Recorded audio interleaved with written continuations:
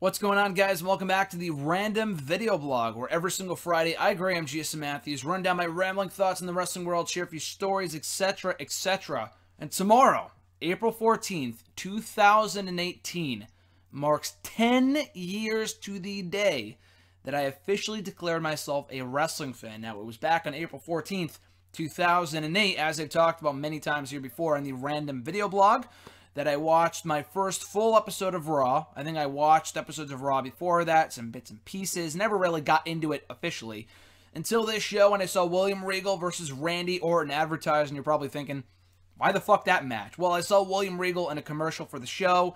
I could never really stay up that late to begin with on Monday nights, but I was on April break, I was on spring break, so I stayed up to watch it, saw the match, tuned in for the rest of the show, and I've been hooked ever since. I don't think I've missed an episode of Raw since that point in time 10 years ago.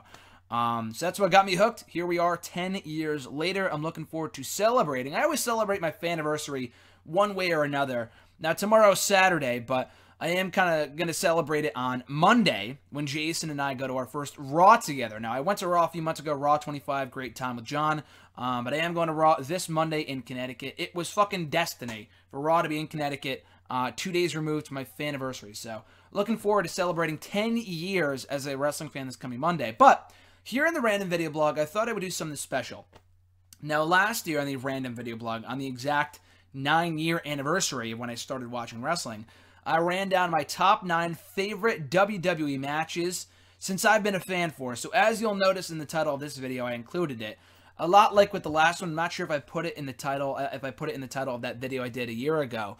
I did put since 2008. Now, I have a lot of favorite pay-per-views from before 08, but I do only want to include pay-per-views that I was a fan for, like WrestleMania 21. I loved a lot. Great show. Survivor Series 02, amazing event. WrestleMania 17, really, really good show. Vengeance 05, very good show. Like, there's a lot of pay-per-views from that time period I enjoy a lot, like before I became a wrestling fan. But I don't want to include them here on this list because I don't have any, like, personal memories of those shows because then I wasn't around for those shows. So this list only goes back to April of 2008. WrestleMania 24 I almost included. I wasn't a fan for it anyway. Even if I was going to include it, it wouldn't make the top 10. Still, great show, an honorable mention. Love watching back WrestleMania 24. But nonetheless, and also Royal Rumble 08. I wasn't a fan for that show, but still a great show you should watch if you haven't already. But anyway, so check out that top 9 best or favorite matches of mine dating back to 08 from last year. But this list, for the first time ever, and I've been meaning to do this for a while here in the Random Video Blog, ranks my top 10 favorite WWE pay-per-views in the last 10 years. Now, I did something similar about a year ago. Again, check it out if you would like. My top 10 or top 7 least favorite WWE shows, which was also an interesting list. But this one will be my top 10 favorite WWE pay-per-views in the company's history. Starting with number 10, I'll go back to the honorable mentions at the end of the video. From 2009, RJ is going to like that I'm mentioning this one. Oh no, he wasn't at this show. Oh no, wait, I'm mentioning the wrong show. I put down Extreme Rules 2009 here. I meant to put down Backlash 2009. Really, either one of those shows can go here. I liked Backlash quite a bit. It was a show that I was a fan for. I did not start watching, quote-unquote, WWE pay-per-views until like mid-2010 when I would find a website to stream them on. So this was not included in that, though I did watch it. I have watched it many times over the years since the debut of the network in 2014, because I love this show quite a bit. I think it's the perfect show. RJ was in attendance for this event, which is not why I'm including it, but it is a little cherry on top. Just a very fun show. In the main event, you have, for the World Heavyweight Championship, a last man standing match between Edge. I must have Big Show. Big Show did get involved. It was between Edge and John Cena for the world title, last man standing. You had a 6-man tag team match, The Legacy versus Triple H, Batista, and Shane McMahon for the WWE Championship, which Orton won. Edge won the world title. Christian won the ECW title from Jack Swagger. You had CM Punk versus Kane. Matt Hardy versus Jeff Hardy, I Quit match. You had Ricky Steamboat versus Chris Jericho. And you can tell by the fact I know the whole card that I love this show a lot. It had a great theme song, Seasons, by the Veer Union. Just a changing of the guard coming out of WrestleMania 25, which was just a very disappointing show.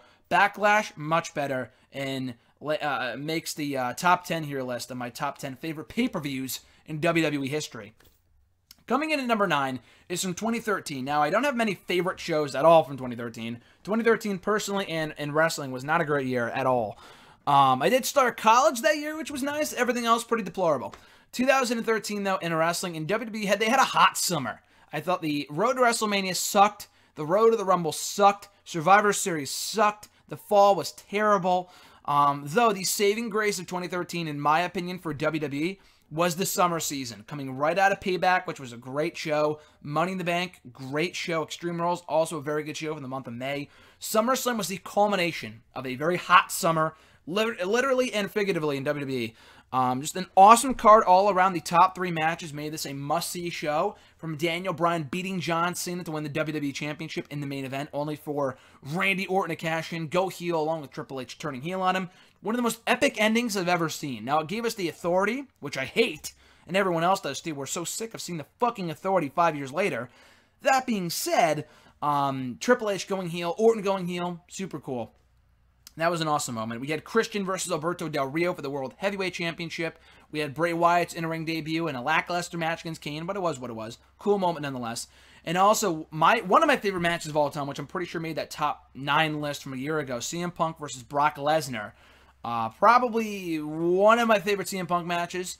Definitely my favorite Brock Lesnar match. I thought this was tremendous. Just a really, really fun show. And ended the summer season in WWE on a very high note, only for them to go back on the fucking doldrums in time for the fall season. Coming in at number 8 here in the list is from 2012, WrestleMania 28. I thought 2012 had a lot of solid pay-per-views. I enjoyed TLC from that year. That's an honorable mention. I thought TLC 2012 was fucking great from the Barclays Center. Wasn't there. Very fun show, though. The in-ring debut of The Shield, John Cena versus Dolph Ziggler in a ladder match. A lot of other good matches. Other 2012 pay-per-views that I liked, none that really come to mind. But WrestleMania 28 I thought was awesome. I never really ordered WrestleMania, and I'll talk more about that as we go along. Not the last WrestleMania you'll see on this list. Spoiler alert. But Mania 28 was so, Mania 28 for me, I don't know if people really remember it as being an amazing WrestleMania, but the hype was there. And not only with Cena and Rock, but the road to WrestleMania was so exciting. There's a lot of cool stuff happening. The anticipation was at an all-time high. And it's very rare this happens. But the road to WrestleMania was a lot of fun. People were looking forward to the show, and it delivered, I thought. The undercard was solid. The top 3 matches made the show. CM Punk versus Chris Jericho for the WWE Championship. Sheamus beating Daniel Bryan in 30 seconds, 18 seconds, whatever, for the world title. Fucking bullshit, but it's a moment. You had, what was the other match? The end of an era. Undertaker versus Triple H inside Hell in a Cell. Fucking awesome match. Better than it had any right to be, with given how old both guys were at that point. In the main event, Rock versus John Cena. Lived up to the hype. Wasn't an instant mat classic by any means. But in terms of the atmosphere, the fucking crowd popped and the bell rang. How many times does that happen? Just amazing. Great stuff. So yeah, I really like that. Rock winning. I ended the show with a smile on my face. How rare is that with WrestleManias in recent years, with Roman Reigns winning this or the fucking John Cena winning this? It was a great moment. It was a really, really cool moment. And I enjoyed it. So yeah, WrestleMania 28, I would call it one of the more underrated WrestleManias, but I really, really enjoy it, and it makes the list here at number 8. Coming in at number 7, one of the more recent pay-per-views. 2016 had some decent shows. Extreme Rules, I was there for. SummerSlam, I was there for. And I enjoyed all those shows. Hell in a Cell, I was there for. I was at a lot of pay-per-views in 2016. And they were all fine. Extreme Rules, that was really, really good. Actually, that's an honorable mention as well. Though the pay-per-view from 2016 I do want to put on the list is TLC. Now, SmackDown was fucking killing it in the final few months of 2016. They had great pay-per-view after great pay-per-view. Backlash, awesome. No Mercy, awesome. TLC, their momentum was at an all-time high, and they delivered in spades. Not a bad match on the entire show. You had AJ Styles versus Dean Ambrose in the main event for the WWE Championship. TLC match, fucking awesome. Ladder match between The Miz and Dolph Ziggler for the Intercontinental Championship. Really, really good match. Carmella, Nikki Bella, no disqualification match, better than it had any right to be. Alexa Bliss winning the SmackDown Women's Championship from Becky Lynch in a tables match. Good match as well. Great moment. Great ending. The Wyatt family, Bray Wyatt and Randy Orton, beating Luke Harper. Or Luke Harper was a part of the Wyatt family, excuse me. Beating Heath Slater and Rhino for the SmackDown Tag Team titles. Great moment. Perfect opener. And there was one other match. I know I'm forgetting here. I think there was like 5 or 6 matches. And there's for sure one that I'm forgetting here. IC Tag Team Women's WWE Championship. What else was on that show? I don't remember. But I'm going to look it up right now because it's going to fucking bother me until I look it up. Let's see. TLC 2016. But it didn't have many, many matches, which is what I enjoyed about it. I'm sure there's going to be a match that's going to fucking bother me as to why I didn't include it. Oh, yeah. Baron Corbin versus Kalisto was a really, really fun match as well. It was a chairs match. Better than any other chairs match I've ever seen in my fucking life was that match. And I really, really enjoyed it. So, yeah, TLC 2016 was so good of a show that, listen to this, I never, ever go back and watch old WWE shows unless it's for WrestleRant, okay? Or, you know, other reasons too, but, like, more recent years. The takeovers I always watch when they're over, whether it be, like, a week later, the next day, that night, in some cases. And takeovers aren't included in this list, by the way, if you couldn't already tell. I never go back and watch WWE pay-per-views after the fact. I went back and watched TLC 2016 the weekend after the show, because I liked it that much. I loved the show that much. That's how great that show was, and that never happens. That only happened one other time, with only one other pay-per-view on this list, which I will get to a little later on. Anyway, number 6, Night of Champions, 2010, the second ever pay-per-view I ordered as a fan. In my house. I didn't go to someone else's house to watch the show like I did with WrestleMania 26 at John's house. I ordered WrestleMania, or rather Night of Champions 2010. Took place in Chicago. Just a lot of fun. Great six-pack challenge main event with Randy Orton winning to a great pop. This was when he was at the peak of his popularity as a babyface. You had The Undertaker versus Kane in a no-holds-barred match for the World Heavyweight Championship. Again, better than it had any right to be. CM Punk in his home native Chicago taking on Big Show, better than it had any right to be. One of my favorite matches, and one of the low-key underrated Daniel Bryan matches, Daniel Bryan versus The Miz versus the United States Championship. Great stuff. Kofi Kingston versus Dolph Ziggler for the Intercontinental Championship. You had the unification of the women's titles, Michelle McCool, or I think it was Layla. It might have been McCool, beating Melina for the belt. You had new tag team champions crowned in the Rhodes McIntyre Dynasty, whatever the fuck they were calling themselves, beating the Hart Dynasty. So good stuff. I really, really liked the show, and it was one of the shows that I saved, because I did not save, I won't spoil it, but I did buy one other pay-per-view as a fan before this. I did not save on DVR, and it fucking pissed me off. I saved this one, and I loved it. And I went back and watched it after the fact, and it was on my DVR for like a while, like a year after the fact, because I loved the show so much. The crowd was great, and it just brings back nice memories of that time in wrestling for me. 2010 was not a great year at all for the company, but I really did love the show. It was one of those shows that I know Night of Champions used to be one of my favorite pay-per-views of the year, so I figured, you know what, I gotta go out of my way to buy this show, finish my homework for once in time for the pay-per-view, so why not fucking buy it? And I did, and I loved it. And this was before, again, I started streaming pay-per-views, so I had no idea how to watch it otherwise, so I figured I would buy it, and it was well worth the purchase. So now we make it to the top 5 favorite pay-per-views of mine since 2008 for WWE. Coming in at number 5 is another WrestleMania, WrestleMania 31. Now, for a long time, there's been the debate with me. Which one was better? Which one did I enjoy more? 31 or 28? I can say now, 3 years removed from the event, I like 31 more. I like 28 a lot, and 28 had a better build. 31, though, there was just something magical about that show. The whole show was great. I mean, obviously, Triple H beating Sting was a bit bullshit, but beyond that, the match was fun. We got fucking DX and NWO back. Still a market moment all these years later. You had that. Rollins and Orton was a great undercard match with one of the best finishes I have ever seen, with the curb stomp and the RKO from Orton.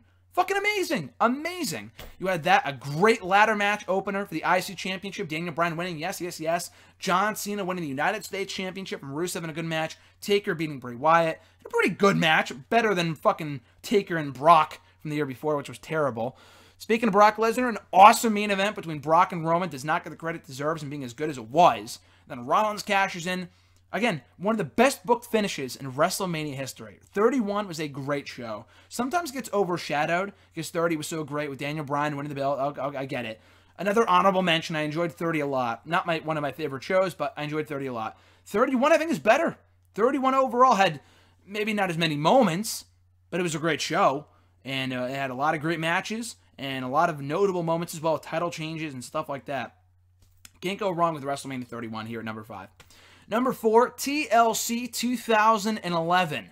Another underrated event. To me, was like And I've watched this show so many times. I bought it on DVD after the fact. And I've gone back and watched it so many times because I enjoy this show so much. And TLC used to be one of my favorite shows. TLC 2010, 2011, 2012, all great shows. 2011 was the favorite of the bunch for me. I talked about TLC 2016 earlier. TLC 2011, you had CM Punk versus The Miz versus Alberto Del Rio in the main event for the WWE Championship, a TLC match. You had a great Fatal 4-Way ladder match, or Fatal 4-Way TLC match, or no. What was the match? No, that was TLC. What the fuck? Oh, that's 2010. I'm sorry. 2011 was the 3-way Punk Miz Del Rio match. I got that one right. The world title match that night was Big Show versus Mark Henry in a chairs match. Now, that was shit, but Daniel Bryan did cash in Money in the Bank, and that was a great moment. Zack Ryder winning the United States Championship from Dolph Ziggler. Great opener, great moment. The rest of the card wasn't all that awesome, but I just have fond memories of the show. And it was right before Christmas, and I was like, wow, that was one of the best pay-per-views I've ever seen. It's a lot of fun. No John Cena. No John Cena. Might be the only...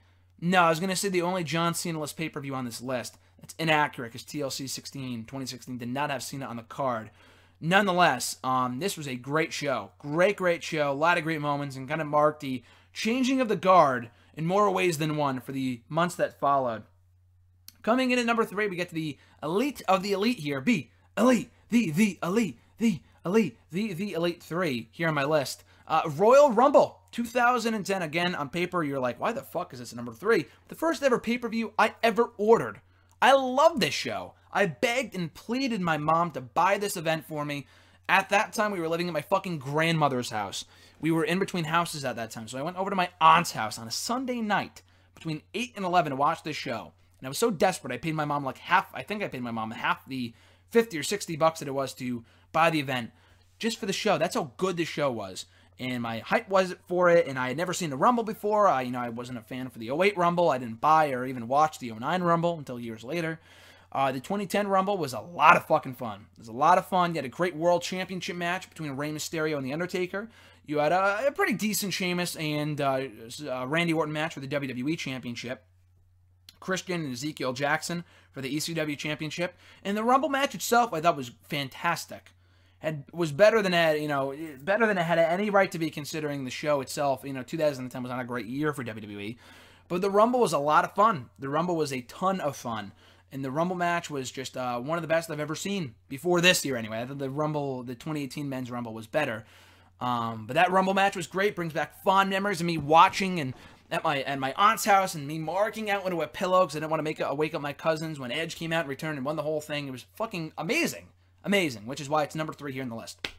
Number 2, 1 and 2 are tough because I think a lot of you guys know what number 1 used to be, but now it's number 2 in retrospect. That being Money in the Bank 2011. Yes, it was number 1 for a long time. Now it was number 2. What else can be said about the show that hasn't already been said? It's one of the best pay-per-views I've ever seen. I think number 1 of my favorite matches list was John Cena versus CM Punk for Money in the Bank 2011. And rightfully so. The build-up, outstanding. The event itself, outstanding. The match itself, fantastic. The entire card wasn't blow-away like Kelly versus Brie Bella or Nikki Bella could have done without. But Big Show and Mark Henry, better than expected. Christian and Randy Orton, not their best match, but Christian won back the belt. The 2 ladder matches, the 2 Money in the Bank ladder matches were a lot of fun. And then the main event was just out of this world. The atmosphere for Punk and Cena was something that could not be put into words to describe. That's how great the atmosphere was for that match. Now, they had other better matches.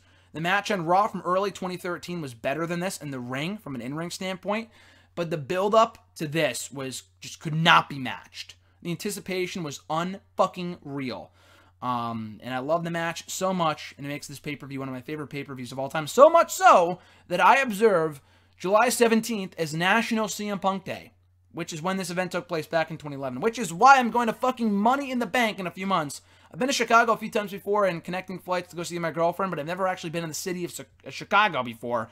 I'm going to Chicago for my first ever wrestling show there in a few months, just because of Money in the Bank 2011. It's also on at 17th, not the July 17th, but June 17th, which is why I had to go.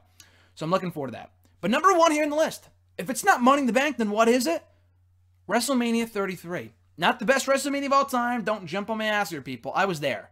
I was there for WrestleMania 33. Best event I've ever been to, I've ever attended, and it was unbelievable. Just amazing.